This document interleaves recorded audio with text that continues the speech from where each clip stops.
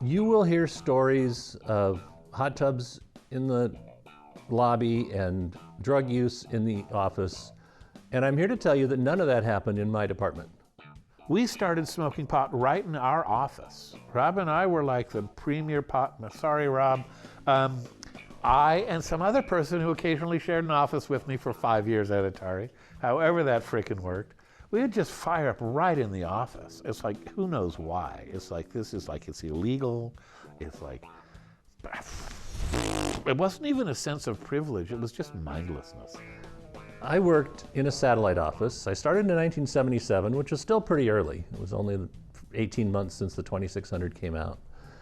But there was no hot tub in the lobby of the office that I went to. There was no drug use in Atari, though I don't doubt that it was over where Howard and Todd Fry were working.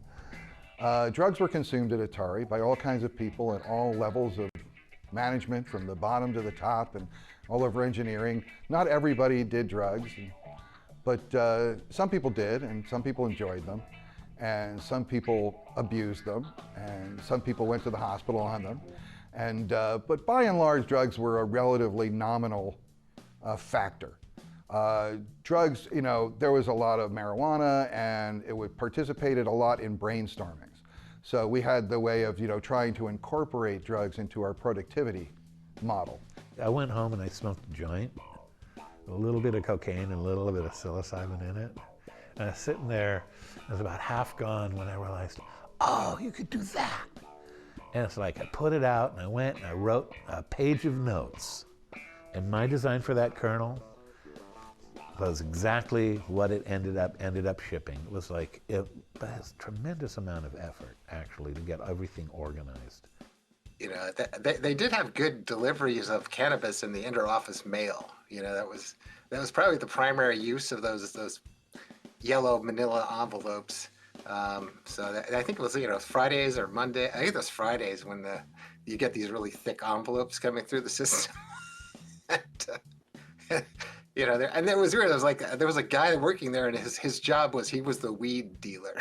You know, that was his sole job at the whole company.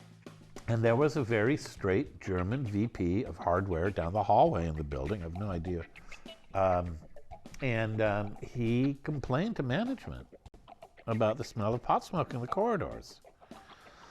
So they got him an office in a different building. I have been asthmatic since I've been 12. I need drugs to breathe. I did not do drugs, because drugs to me were something that let you get up in the morning, you know, and breathe. So and nor did I think I wanted to mix those things. The high of me was doing the work, and I was always a happy guy. So I just didn't feel I needed it. So I never did drugs, but there were a lot there. Don't put too much stock in the fact that every Atari employee was stoned out of their minds while making games. I mean, there was all kinds of drugs consumed at Atari, but the real drug at Atari was going into a store and seeing your product, seeing your game on a shelf.